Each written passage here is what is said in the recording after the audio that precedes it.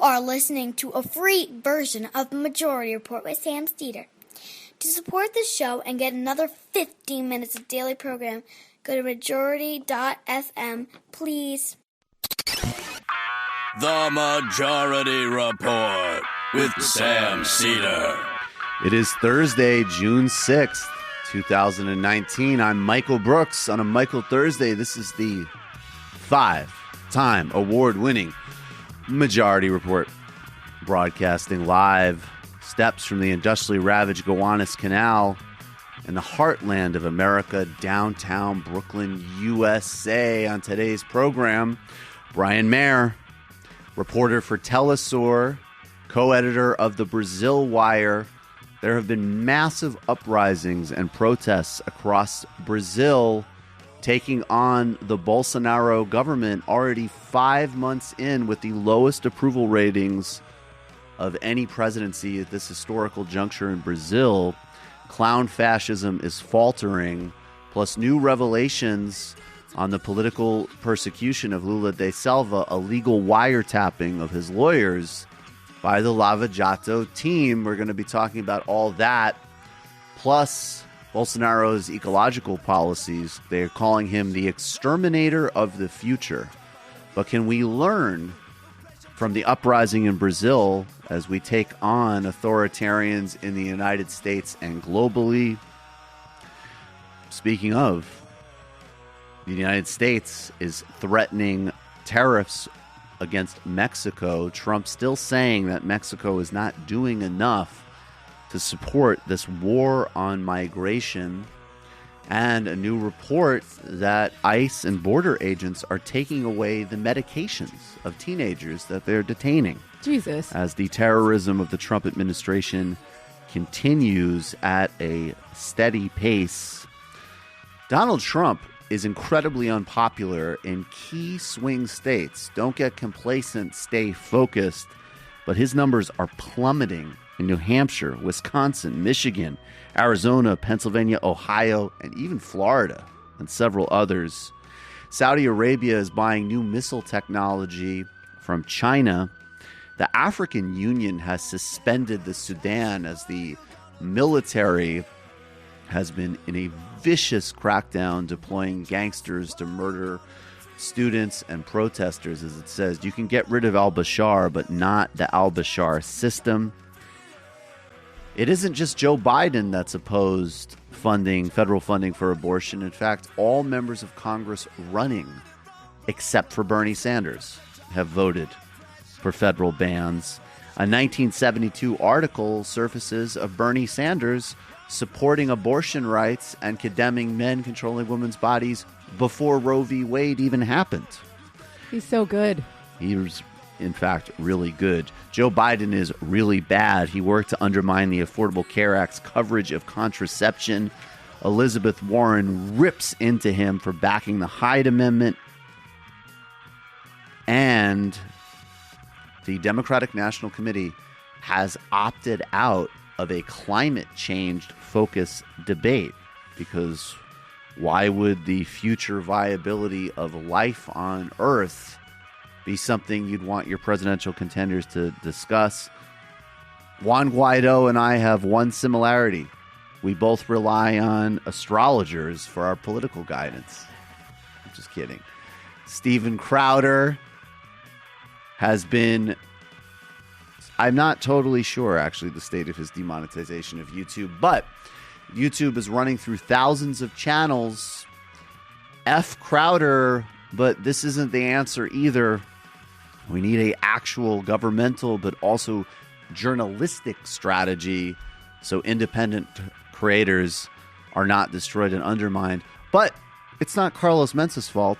It's Steve Crowder and Google's fault. I'll explain that and more on today's Majority Report. Brendan, very good job on the board. Oh, thank you. I would just like to provide a little bit of positive reinforcement. What's that like? Is it like the Four Seasons? Somebody should do part of our great creative army. I don't actually know if you see Sam's hand when he's doing the down or up in that kind of way. If you do, you should put like the Four Seasons underneath it or something. I think that would be very funny. Yeah, he's a conductor. I think that's memeable. Jamie is here. Brendan is here. Matt is hopefully getting some good fun times in restoration on his little mini vacation. How's everybody doing? I'm pretty okay today. I listened to a really good episode of Pod Damn America on my way here. Shout out to Jake. And I was in TOPO getting a breakfast sandwich, and I saw Meghan McCain's face on the television. And I was like, oh, maybe I should listen to what she's saying, because maybe we'll talk about it today on the show. And then I was like, you know what? I'm off the clock right now. I'm going to listen to the people I want to listen to, and it's not her. Wise life choice. Brendan, any similar choosing to not listen to Meghan McCain and perhaps listen to like a Cormac McCarthy Audible or something instead? No, I kind of like The View. It kind of gives you an insight into what everyone else is thinking. I like The View too. Yeah, sometimes we get a little bit, buried in our corner of the world. Kind of come up and hear what all the moms are talking about. I asked the moms. I also should have asked the moms. I also say I should neglected to mention that there's major legislation in the works here in New York State on rent control, which we'll get into later as well. Rent control is going to be one of the major issues that is going to need to emerge, obviously, on a state and local level. And as we talk about pushing and expanding the portfolio of what candidates like Sanders and Warren are offering, I want to see universal public housing option. And I also want to see incredibly aggressive pushes for rent control. But being that as it may, Bernie Sanders, as everybody knows, was at the Walmart board of directors meeting yesterday. And before he even set foot in the building, if I understand, or maybe when he arrived, certainly before he spoke, the CEO of Walmart already endorsed an increase in the federal minimum wage. Now, of course, it wasn't, I don't think there was a dollar number assigned to it. It was a we should look at sort of thing. And of course, the CEO knows that with the Republicans controlling the Senate and Donald Trump in the White House, a move to help people live better is obviously not going to happen. But this is the power of Bernie Sanders. And this is the power of any frontline, top-level national politician who is willing to not only advocate important and great policies, but literally function as a labor and community organizer. It's an incredibly powerful thing. Could you imagine when this man is president? It's one thing to talk about bully pulpit power. This is literal organizing power. Here he is after coming out of the shareholder meeting, and he is going to explain to this reporter, I believe his name is Ryan Nobles, that the Walton family has still not heard the message. Do you feel that the Walmart CEO got your message today? No, I don't. I think if he got the message, what he would say is that we are going to do what many of our competitors are doing, what Amazon has already done, what Costco has done, what Target is moving toward, and raise that minimum wage to $15 an hour. Look, this is not a radical idea. You got the wealthiest family in our country worth $175 billion. Surely they can afford to pay their employees a living wage. Now, he did say that they do believe the federal minimum wage Well, should that's be fine. raised. We are working on it. I led the effort in the Senate to raise the federal minimum wage to $15 an hour. We got strong Republican opposition there. In the House, I hope they will do it. But with Republicans controlling the Senate, there is no guarantee we will succeed. What we need is Walmart, the largest private sector employer in this country, to take a bold step forward and say that all of their employees should live with dignity. And how would you respond to some of the things they've said they've done for their employees? You think it's enough? I mean, they've No, made it is some not progress. enough. Look, I'm not here to, criticize everything that they have done. All that I'm saying is that if you work 40 hours a week in the United States, especially in a company owned by the wealthiest family in America, a company which has apparently enough resources to pay its CEO over $20 million a year in compensation, 1,000 times more than what the average worker makes. If you can do all of that, you can pay your workers a living. There's no doubt about that. I just want to really emphasize the nothing radical about $15 minimum wage. Okay, so let's take this in a couple of different steps. A broader argument is an institution like Walmart should be broken up, decentralized, that even in a much better economy and society, there's certain forms of frictionless production in a place like Amazon, which are fundamentally incompatible with ecological sustainability and humane worker practices, even in a much more democratized environment. So one is break up these companies, democratize these companies, have democracy at the workplace, as Professor Richard Wolff talks about. That's the long-term goal. I would say the short-term goal, the next horizon to push, and one way is breaking this up geographically, because $15 an hour is not going to get you where you need to be in the Bay Area or New York City or Seattle or Chicago. But the other way, frankly, and, again, you can always have caveats carved out and subsidies. In fact, Walmart can pay the subsidies in taxes that subsidize the bodega that literally can't afford to pay somebody $15 an hour. So these are all solvable. And the question of how to solve them is always about taking resources that are concentrated up here and breaking them up and bringing them down so they flow out. The answer is actually always quite simple. But I would say that, if you are a Target, an Amazon, a Walmart, any of these major monopolistic tendency conglomerates, we should set a baseline that you pay your workers $35 an hour, period. Whether you're in the middle of the Ozarks or whether you're in the center of Manhattan, you have to pay what would translate to some form of a legitimate, at least lower middle class wage, period. Yeah, and if there are places like New York City where unions are stronger and can organize for more than that, absolutely pay people more than that in New York City. But you're right, the floor should be like at least $30 an hour. At least $35 an hour, no doubt, for any company like that with that type of profits. And speaking of, what Walmart has done, and Bernie politely saying, obviously not remotely enough, let's go to sound number 13. Where a worker at this same rally, she's going to explain her experience as a human being working for this company. A week in my shoes, taking care of my 4 children alone, and tell me that you can work for your crap money. Worrying if I'm going to be able to take my kids to the doctor if they need to, because I don't have the money to fix my car. They've never lived in our shoes. They don't know what we're going through. And this is America. What is wrong with us? We're supposed to take care of our people, and we're not. And these companies make all this money, and we're struggling. Why? We don't have to struggle. That's why we have people like Senator Sanders on our side, because he believes that too. And really just my final question, looking around, you are not alone today. No.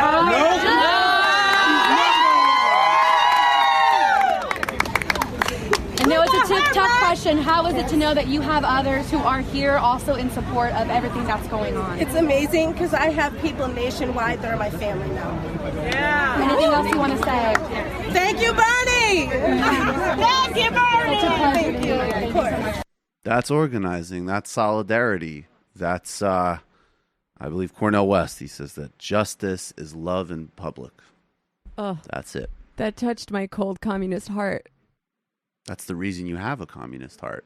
Indeed. So let's touched my warm communist heart. Your warm communist heart. And there's nothing wrong with having a heart, in fact. My heart doesn't care about your libertarian nonsense corporate cuck ideology. We're going to take a brief break, and we will be back with Brian Mier of BrasilWire. It's paradise. How I long to be. You make my life so glamorous. You can paint me fofinha amorosa. Oh, wonderful, marvelous. That you should care for me.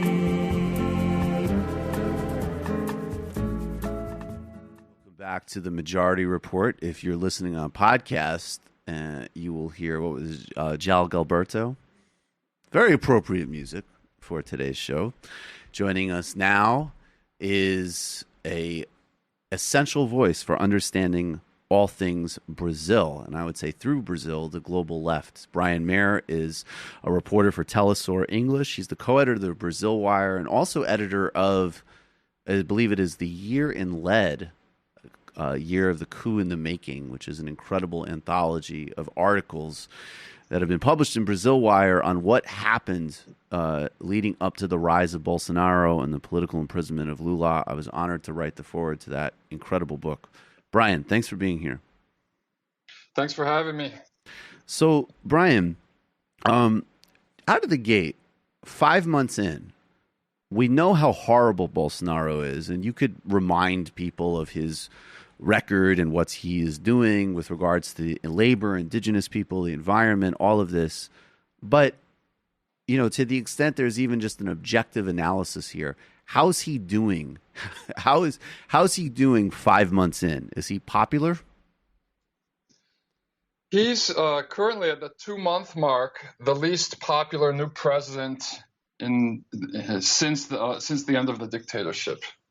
Okay, and that's a pretty impressive feat. If you look at the gallery of bums who've held the office of presidents since the dictatorship, like José Sarney, who ended his mandate so unpopular that he couldn't go out on the streets without people throwing rocks at him. Jesus. Why is Bolsonaro, and in addition to, obviously, of course, he's, so he's pursuing obviously policies that are detrimental to most people, which are right-wing policies. But that being said, he ran on this same authoritarian right-wing populist wave, which won in the United States, which is winning across the world, speaking to people's bigotries, but also their anxieties and also their kind of sense of fear and terror and paranoia. And then there's different factions inside the Bolsonaro government. There's the neoliberal privatizers, there's the military, then there's the alt-right people.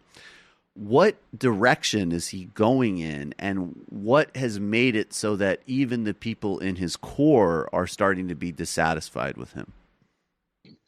Okay, well, first of all, the main reason he won was because the elections were illegitimate. They removed the leading candidate. Right. Lula was polling with over twice the popularity as him and would have clearly won the election.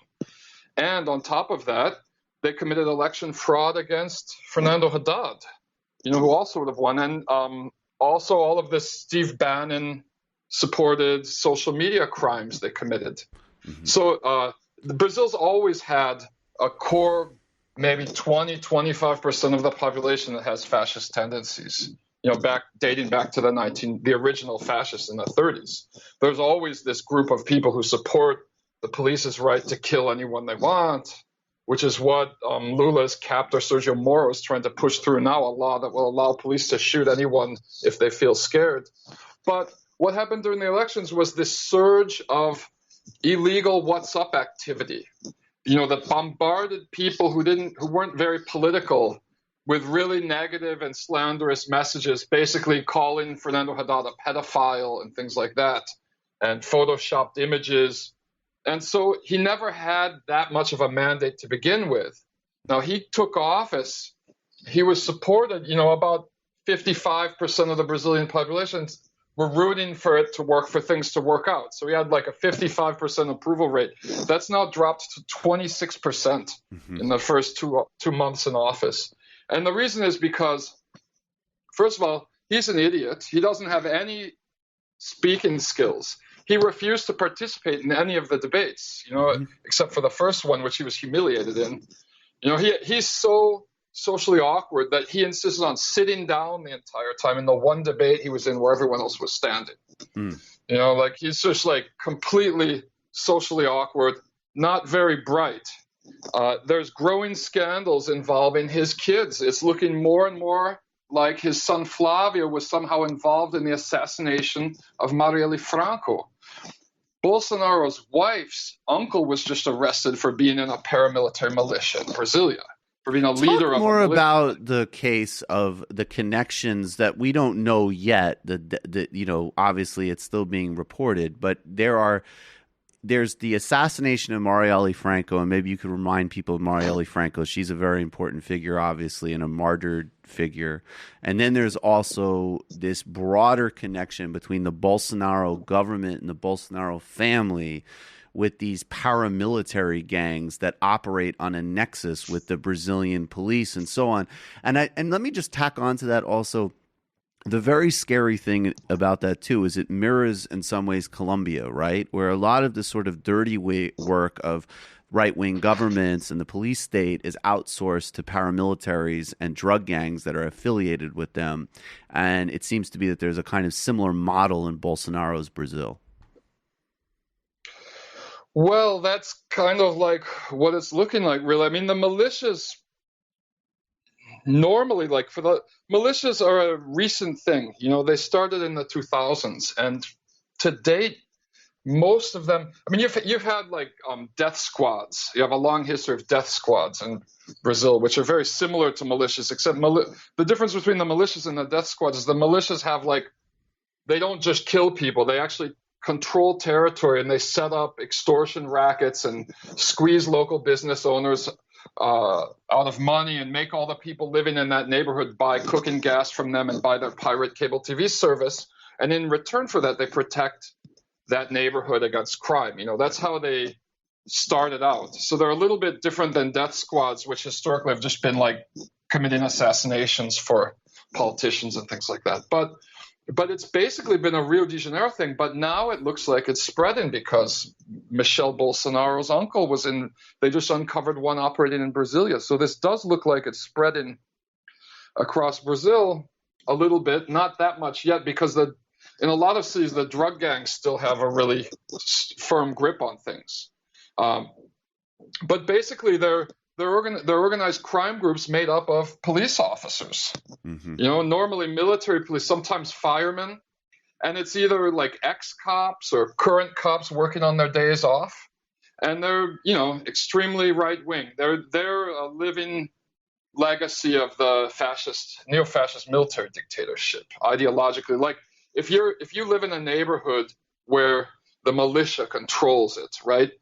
They beat teenagers up who dye their hair. Yep. You know, they shoot people for smoking marijuana and stuff like that. They're just super reactionary and right wing. And what Bolsonaro's ethos is like he stands for all of their values. Okay. Right. And it's coming out, you know, more and more evidence showing that it was one of these militias from Rio das Pedras community in Rio de Janeiro that was behind the assassination of Marielle Franco. And the mother and the wife of the head of this militia were employees in State Congressman Flavio Bolsonaro's cabinet for 10 years. And that's Bolsonaro's son. Yes. Yeah. Sorry. Yeah. Yeah. So and then they arrested the shooter, right? Mm-hmm. And he was living 2 doors down from Jair Bolsonaro in this luxury condo complex. You know, he was a retired police officer. How could he afford to live in a millionaire luxury condo complex? And they found over 100 machine guns in one of his properties. Yep. And these are the exact kinds of guns that Bolsonaro just tried to legalize through issuing a decree without going through Congress. Right. So and you also mentioned that the very specific steps that Sergio Moro, who, of course, was the lead, the persecutor of Lula, who then took a job as Bolsonaro's justice minister, the Bolsonaro government, and also politicians and affiliated with him to formally legalize not only greater ability for police to kill people, which is already a massive problem to begin with in Brazil in places like the favelas and the periphery, and then also rules that are frankly they're analogous to like the stand your ground rules that ALEC has pushed in the United States, making it easier for farmers to kill people that happen to walk across their land, as an example. So there's this giant put, and we've already seen these spikes. There was a story of a Brazilian musician, I believe, a couple of months ago, who was murdered with his family in his car. So this type of thing is spiking and being pushed explicitly as policy. Yeah, exactly. And also Moro's pushing his crime package, which he's been unable to pass until now, thank God. It also includes all these measures to protect militias. Right. Okay, so he's not an anti-corruption crusader that publications like As America's Quarterly, New York Times, and all these other publications tried to pretend he was while he was persecuting Lula. He's not. He doesn't care about corruption at all. He's trying to make it harder to arrest militia leaders, right? And in fact, my read is, and correct me if I'm wrong too, that so when we talk about drug gangs running neighborhood, the militias are going up against the drug gangs. And again, in an analogy to Colombia, not only are you not dealing with a drug and violence problem, the militias then just, in addition to their reactionary politics and their own viciousness, just like the drug gangs, they take over those same drug distribution networks as well. So a lot of them are also implicated in drug business. Well, it's happening a little bit in Rio. Yeah. In some militia-controlled territories, they don't allow any drugs. Okay. But in Rio das Pedras, I know that they've made a partnership with the Comando Vermelho, which has a partnership with the PCC, which has a partnership with the Calabrian Mafia, and they're setting up drug dealing tables in certain spots in public in that favela area, which I've actually spent a lot of time in. I actually filmed on a BBC documentary called Welcome to Rio. One of our characters was from that neighborhood, and I actually met some of the militia people at that time and kind of have a pretty decent knowledge of how they operate because of that. Before we get to these incredible counter protests and the real incredible activity of resistance of the Brazilian left on the streets, particularly around these education protests in the past couple of weeks, can you just really quickly remind everybody who Marielle Franco was? Because I do think it's important, in addition to noting her assassination, how important and unique she was in not only Brazilian but international politics and activism. Well, Marielle Franco was an Afro-Brazilian, lesbian, socialist city councilwoman who was from a favela. And it's a very rare type of personality who would get elected to public office in Brazil, which has so many class and race issues. And she was someone who, because, the biggest problem, you look at Black Lives Matter in the U.S., mm-hmm. and how much people have mobilized and everything. Imagine if there was a city in the U.S. where the police were killing 4 black people a day. That's what's going on in Rio de Janeiro right now, right? So Marielle Franco, while she was in city council, she made an issue of going after police violence and going after the militias and opening investigations against them. And she wasn't anti-police. She also pushed through legislation to provide more financial support to the families of slain police officers. I mean, she was trying to address the problem the best way possible. She wasn't saying, declare war against the police or something like that. And that's pretty much seems to be why she was killed, because she was directly confronting these militia people. But she's also turned into a symbol of everything that the Bolsonaro administration hates. Right. Everything that these fascists hates. Gay, black, woman from a favela, Right. So this is why she's turned into this kind of symbol. And I met her once. She was super, super nice. Before she was a city councilwoman, she was working in the office of a state congressman, Marcelo Freixo, and I was going to meet him, and I spent an hour and a half waiting for him, and she was super nice to me the whole time. And I just remember her being a super nice person. What has been happening in the last couple of weeks? There's been demonstrations and pushback the whole time, but it seems like in the last couple of weeks that it's been sort of a watershed moment with a couple of different factors. Bolsonaro trying to push through a whole set of policies that would completely gut and devastate education in Brazil, privatize it, eliminate departments, and also the ability, finally, after being silenced in solitary confinement, of President Lula speaking, and then these massive protests against the budget cuts and against the education attacks from Bolsonaro. So start us, I guess, by talking about the education stuff first. What is Bolsonaro trying to push through, and what have the protests looked like on the streets across Brazil?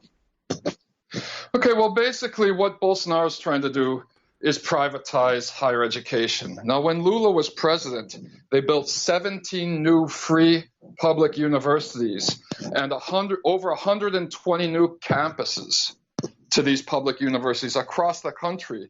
And they doubled the education budget. And then when Dilma Rousseff was president, she passed a measure to tie all profits from the state petroleum company to public education and health, right? So they invested heavily in it. And Temer started taking it all down. He canceled the law about the petroleum profits. He froze education spending for 20 years. And so Temer's the president who took over after the coup that removed Dilma in 2016, the congressional coup. Okay, go ahead. Just want to let people know. He already crippled the public university system. You know, like he cut scholarships in half. He canceled this program called Science Without Borders that would send over 100,000 students for years abroad in the best universities in the world, like Harvard and places like that. And Bolsonaro came in. Now, his economics minister is one of these 1970s Milton Friedman proteges from University of Chicago who worked in Pinochet's Chile for a decade. And his sister is president of the Brazilian National Distance Learning Federation.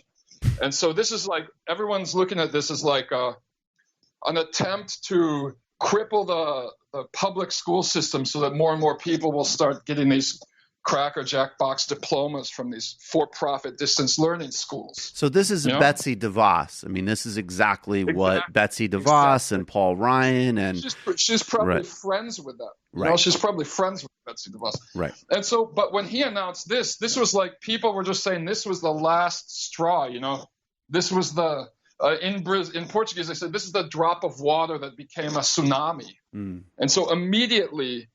Bolsonaro was giving a speech at a public high school in Rio, and thousands of kids gathered out in front of it booing him. And then the organized left kicked in. The organized left, which is the base of PT Party and has alliances with other left parties too, but it's been the base of the PT Party since day one, meaning it's the labor unions, the teachers' unions connected to the CUT Union Confederation, okay, which has 8 million members. It's the second biggest union confederation in the Americas. And these wonderful students' associations, like the UNI, which is the National Undergraduate Student Association, which was formed in 1937 to fight the fascist new state of Getulio Vargas and was outlawed during the military dictatorship. They started organizing the National High School Students Association and the National Graduate Students Association all started having these democratic assemblies in hundreds of cities across the country about how we're going to plan these protests.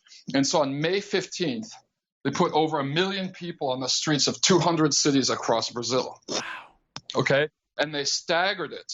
So it started in the smaller towns, you know. So as the day progressed, you saw bigger and bigger cities on the news putting more and more people on the streets. So the morning started with towns like, you know, Caruaru, population 300,000, Pernambuco had 50,000 people on the streets, right? So this was amazing. And after that day, Bolsonaro announced, without showing anything on paper, that they were going to reduce the amount of cuts by 25% to try and like break the momentum of the protest. But nobody bought it. And so Bolsonaro called his supporters out on the street for this counter-protest, which completely fizzled out. They put people on the streets of like 50 towns across the country, but many of these protests only had a few hundred people in them. And the biggest one in Rio de Janeiro, in Bolsonaro's stronghold, you know, they had like 40 or 50,000 people, but the student protest on May 15th put 300,000 people on the streets in Rio, right? So the Bolsonaro people managed to put 50,000 people on the street. The Guardian created a false equivalency between these two protests as if they were equal size. And I saw this happen in a lot of media and a lot of Twitter. I even saw people associated with leftist publications in the U.S. who went out personally to the right-wing protests and took pictures and said, oh, these people don't seem to be so right wing. They don't seem to be so radical. But the protest was calling for shutting down the Supreme Court and shutting down Congress, like the Nazi protests in Germany in the early 30s. That was the goal of the protest, because the Supreme Court and Congress are fighting with Bolsonaro. So then, just to finish up on the 30th, they had the second one, and a lot of people were like, "Oh, is it going to fizzle out? Will it be as big as the first one?" And it was as big as the first one. And those were this past weekend. 1 million people on the streets. Another 1 million people on the streets. Then, on Saturday in Sao Paulo, they had the Marijuana Rights March. 50,000 people on the streets booing Bolsonaro. And on Sunday, they had the Free Lula Festival. 80,000 people on the streets yelling "Free Lula."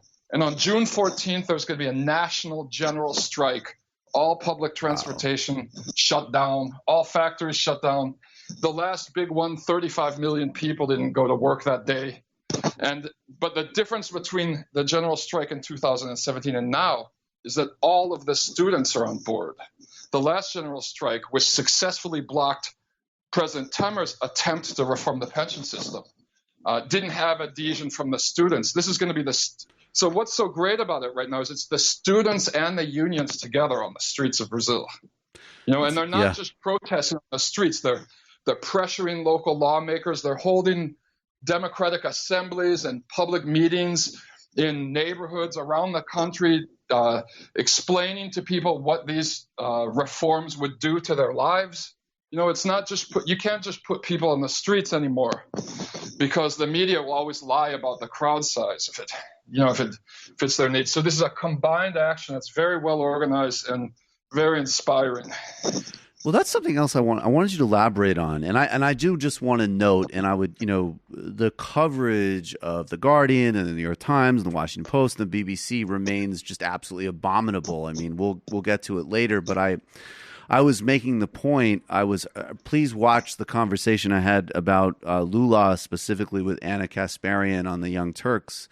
And, what I've been saying regularly on both that interview and on my show and on this show is, and of course, I think the charges against Lula and the persecution of him is 100% politically motivated. And at the there's a lot of complexities to understanding what is and isn't corruption and how these things function or don't function, particularly in the context of capitalism and so on. But to make a really simple point, when you read a report, in as an example, The Guardian and the New York Times, they'll still say that Lula was convicted on money laundering charges regularly or charges related to Lava Jato. And what's incredible is that even according to that metric, that is in fact not true. He is convicted on a gifted apartment charge, which has, we always say, it has no material evidence. It's based on one plea bargain testimony. But even before we get to that, how ridiculous the case is and how it would be thrown out in any objective judiciary, the fact that it's still reported as being convicted of another charge just attests to the relentless failure of these media websites in dealing with Brazil. Yeah, let me just give you another example of how ludicrous it is. Let's imagine that he actually did get this apartment as a gift. It happened after he left office. Right. Even though they can't prove it happened, the dates they were talking about were after he left office. So how is that corruption? Right. If you're not in a position, in a political position, you're not a public official, someone gives you an apartment, even though he never visited it, they never proved that it was ever registered in his name, never set foot in it, no evidence. But even if he was living in this apartment, it happened after he had left political office, which wouldn't violate. And then again, that's the point I would make. Then is we could say, okay, we would want to discourage that sort of behavior between companies and politicians. Then okay, fine. Let's talk about Tony Blair lobbying for Kazakhstan and sitting on the board of JP Morgan. Let's talk about President Obama spending, weeks at Richard Branson on vacation and he and Hillary Clinton giving, speeches to Wall Street. Okay, that's fine. That is a legitimate source of conversation, but then we got to talk about and deal with all of it, and particularly in a Brazilian context where there's endless, actual, serious allegations with material evidence for people like Michel Temer or Jair Bolsonaro. Yeah, in fact, it wasn't even allegedly receiving the apartment that put him in jail was receiving illegal, receiving free reforms on this apartment. Right. Which they also were unable to prove had ever taken place. They said an elevator was installed, but the MTST social movement invaded the building after Lula was arrested and took photos. There's no elevator in the apartment, Right. But the value of this apartment, the entire value of the apartment, was less than half of what Obama charges for a speaking fee right now. Right. I mean, they froze all of Lula's assets. He had almost no money, considering he was president for 12 years. I mean, he's not like Hillary Clinton and Bill Clinton. He's not a millionaire or anything. Right. No, it's people need to be very clear about what that case is. And there's one other new thing that we got to get to in a minute about it, involving wiretapping and Sergio Moro. But before we get to that, I just want to say, because you were talking about these innovative tools that were being used by the Brazilian social movements in these protests. And I just want to say, too, part of the reason that we have conversations like this is obviously, a place, any country is important in and of itself. But I really hope people in the United States are listening. And in addition to the vital importance of elections and defeating Donald Trump and electing good candidates, don't forget the power of things like the teachers union strikes in West Virginia or the Chicago strikes, and these things are incredibly important. So in that context, can you give us a sense of some of the history and thinking behind some of these Brazilian unions and social movements that have allowed them to do this work so effectively?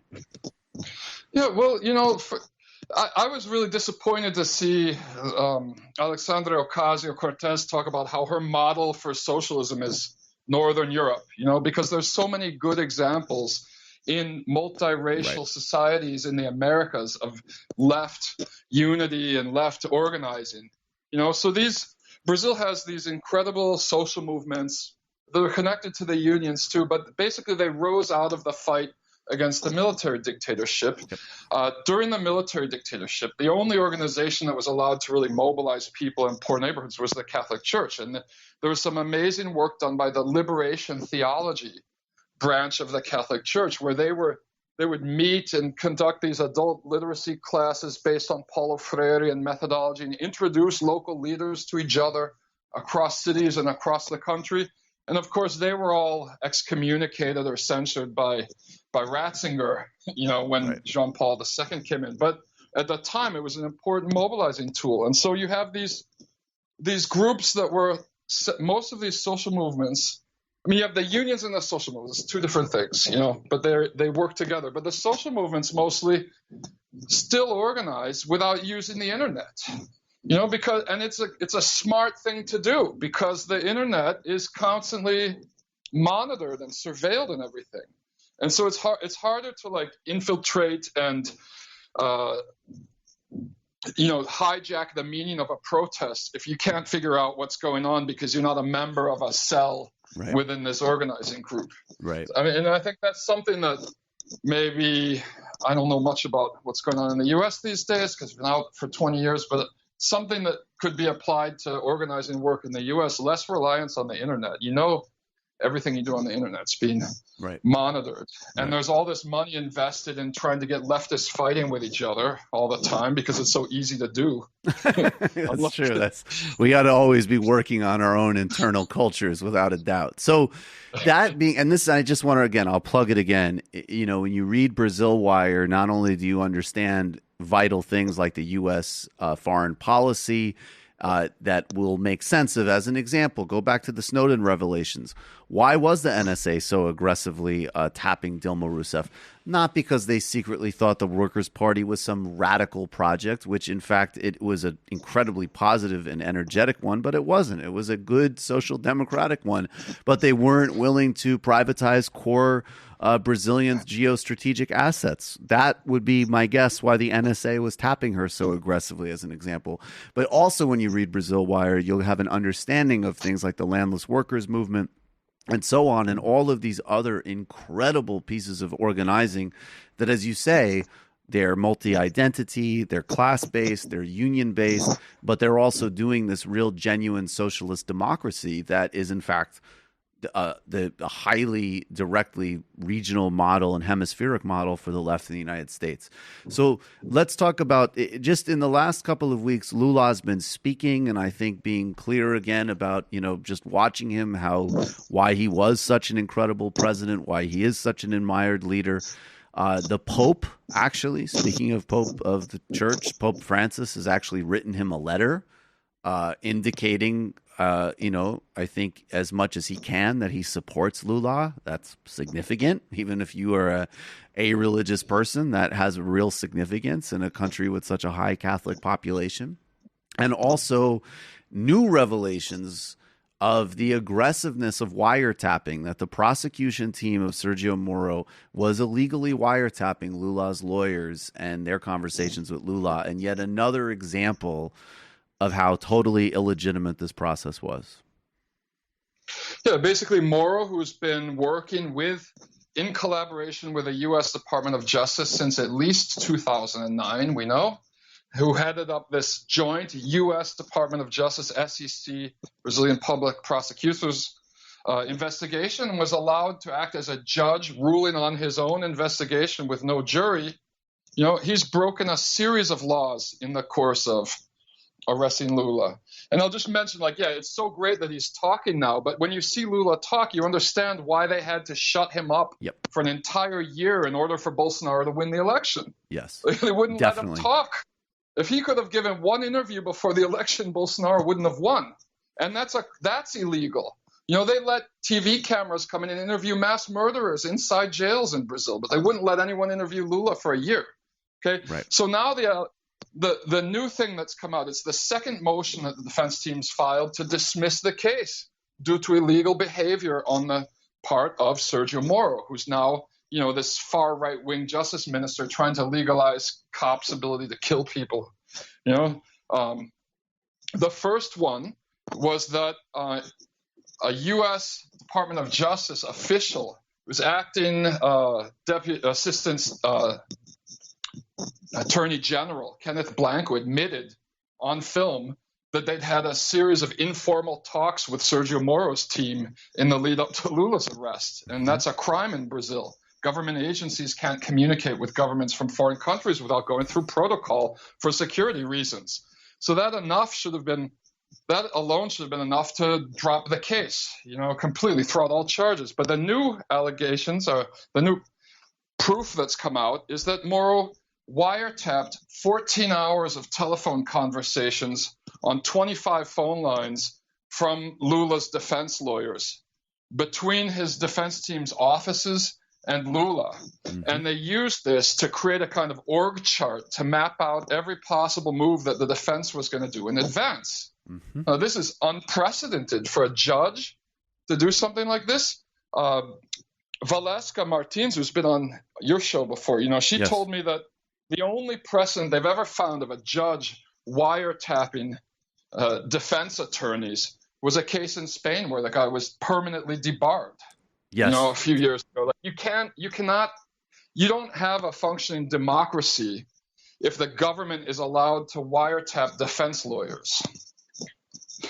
Without it. So that's and again, this is also in the context, just a few more examples in the last minute. I mean, another thing that happened in the election, again, and in this case it was dropped, but in addition to the misinformation and propaganda and lie campaigns on WhatsApp and so on, a couple weeks before the last election, there was a public revelation that Fernando Haddad was going to get charged with corruption.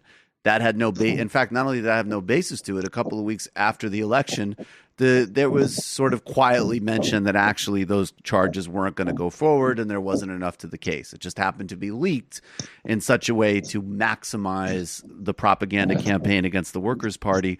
And going back to 2016, there's been illegal leaks from Sergio Moro, and in the most,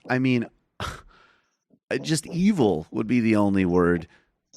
Amongst all of these sort of personal tragedies that Lula has been dealing with, in addition to the assault on Brazilian democracy and himself, his people might be aware that his grandson, who was 7 years old, died of meningitis a couple of months ago, and they finally allowed Lula to at least go to the funeral. They took him there under total security guard in a horrific sort of dystopian image. Well, in fact, he pointed out, and you reported that in one of these searches that Sergio Moro's team did, they took Lula's grandson's iPad and never returned it.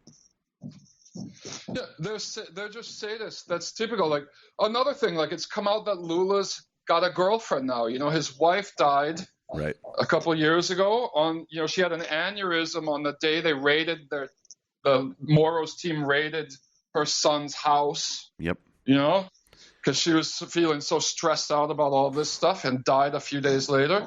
So they found out Lula has a girlfriend. He's been dating this woman since a little bit before he went to jail, you know, and she's a public employee based in Curitiba. So the government found out and they transferred her 600 miles away so she can't visit Lula anymore. Yep.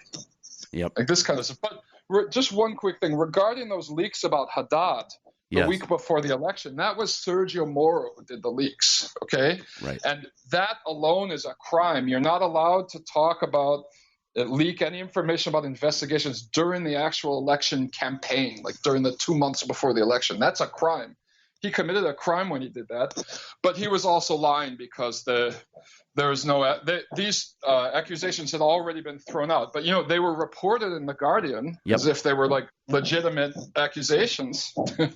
And just the final loop on it, just recently there was a piece in the Washington Post as part of the internal conflicts. Part of the reason that Bolsonaro is having such a difficult time is that there's also massive internal conflicts and incoherence and incompetence that in some ways are analogous to what you've seen with Trump.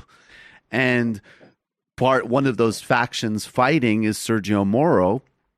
And the Washington Post a couple of week ago or so had a headline saying, you know, anti-graft prosecutor having trouble in new government or something, still giving this extreme far right wing, sadistic, totally unethical. And again, if you're the Washington Post, you can't say all those adjectives, but you at least have to start saying, you know, controversial prosecutor. That's the favorite word of the sort of neutral prosecutor. You're gonna, you know, neutrality of a place like the Post. You better start seeing them using that type of language. And the Guardian has a reputation in some areas earned as being sort of liberal or center left.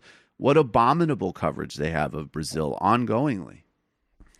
Well, I'm just glad their mask of fake left, you know, and now coverage is fallen because of their atrocious coverage of Venezuela too. You know, like now there's a lot more solidarity in the U.S. for Venezuela than there was for Brazil during the coup. Yes. And I blame the media and some of the left in the U.S. on this, but it's just become so blatant with Venezuela. I don't think very many people still believe that the Guardian's coverage in Latin America is progressive.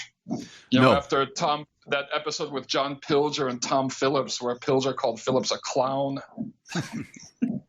Brian Mier, as always, I appreciate your time immensely. You can find the links, all the ways to follow Brian's work and buy the book, The Year of Lead, which is an incredibly important anthology. I'd really recommend everybody read that, with voices from Brazilian left, including also the former Brazilian foreign and defense minister, who Celos Amorim. I'm sure I'm mispronouncing that, but he has a brilliant read on also how all of these stories fit into the attempt to form basically alternative regional and international blocks of power, whether you're talking about the BRIC formation or other attempts at Latin American integration underneath the pink tide, which also, by the way, one of the critiques leveled at the pink tide, which in some cases is legitimate, in some cases just sort of saying a truism that you can't do much about, was that it benefited from a commodities boom.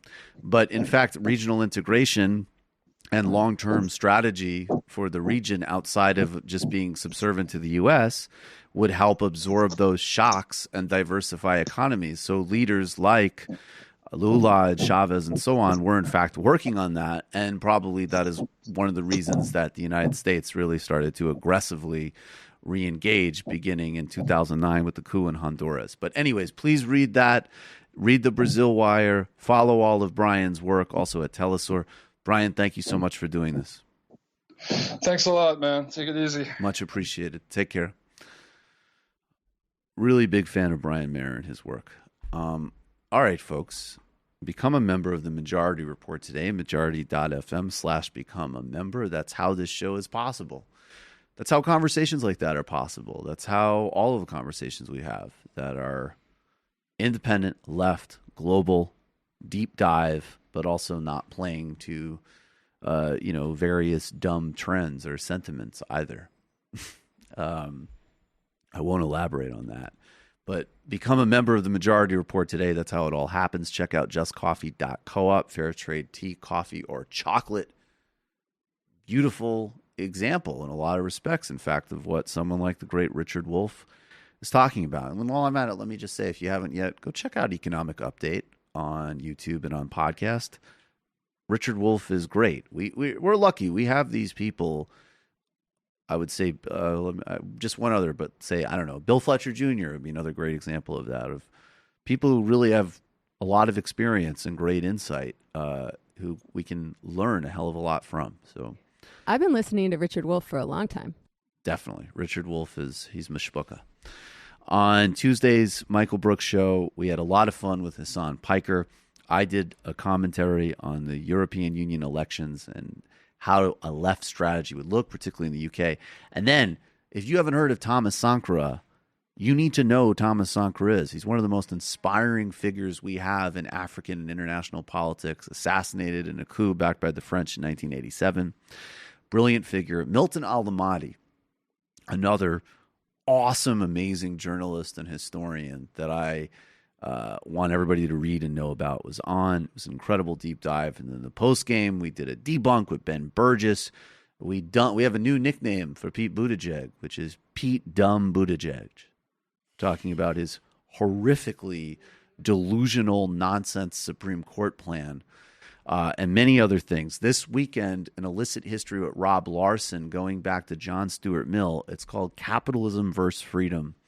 Become a patron, patreon.com/TMBS, because just like this show, TMBS is all about its audience and that direct content creation. That way, incredibly excited about what we're doing. Illicit histories from Silicon Valley to the history of Jamaican politics to theory primers on everyone from Marx to CLR James. Patreon.com/TMBS. Jamie. So this week on the Antifada, we have a collaboration with our friends Lexi and Grant from Swampside Chats. They're really cool. They call themselves the gayest, highest communist podcast. I haven't checked to see if that's true, but they're the gayest, highest one that I know of. We talk about communization theory, and communization theory is so intense that we're actually doing a series on it. It's called High Theory. Get it? And this episode, we talk about the 1974 foundational communization text, The Eclipse and Reemergence of the Communist Movement, written mostly in 1969 to 1972 by the Frenchie Gilles Dauvet. And I found it pretty interesting. I'm still wrestling with some of the ideas in there. I think my brain is still in recovery mode, honestly, from taking in so many high-level ideas. But check it out. Oh, Sounds awesome. Yeah, I think it was pretty good. I mean, I'm biased, but yeah, I think people may find it interesting. It's definitely it's like a good way to reckon. It comes out of the left communist tradition, so it's a good way to reckon with the failures of the 20th century of various communist movements without abandoning the Marxist project. Awesome. That's important listening. Of course, Matt does a great show called Literary Hangover, fascinating content on people like Margaret Fuller and George Orwell, and also great. It's also another history podcast. I'm really glad that everybody's going in so hard on history, because it just couldn't be any more essential. It's so important. All right, folks, we're going to take a break. We will see you in the fun half. Left is best. Jamie and I may have a disagreement. Yeah, you can't just say whatever you want about people just because you're rich. I have an absolute right to mock them on YouTube. He's up there buggy whipping like he's the boss. I am not your employer. You know, I'm tired of the negativity. I'm sorry, I didn't mean to upset you. You're nervous, you're a little bit upset, you're riled up. Yeah, maybe you should rethink your defense of that, you fucking idiots. We're just going to get rid of you. All right. But dude. You want to smoke this joint? Yes. Do you feel like you are a dinosaur?